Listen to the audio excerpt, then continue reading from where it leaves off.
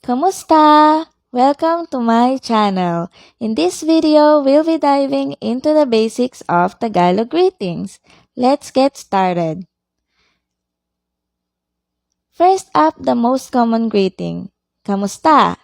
It's similar to saying hi or how are you in English. Here, let's break it down.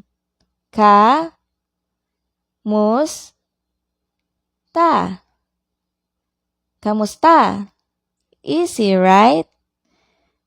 When you meet someone for the first time, you can say, Kamusta? Ako si, and then your name. This means, hi, I am, and then your name. It's a great way to introduce yourself. Now, if someone asks, Kamusta ka? Which means, how are you? You can respond with, Mabuti, I'm good. Or okay lang, I'm fine. In the morning, you can say magandang umaga, which means good morning.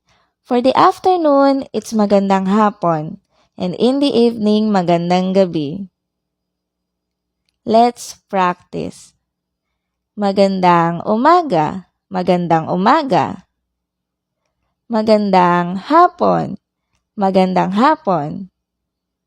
Magandang gabi, magandang gabi. And before we wrap up, here's a fun fact for you. When saying goodbye, you can use paalam, which means goodbye, or ingat, which means take care. And there you have it. Basic Tagalog greetings to get you started. Practice these phrases and you'll be speaking like a local in no time. If you enjoyed this video, don't forget to like, share, and subscribe for more Tagalog lessons. Ingat!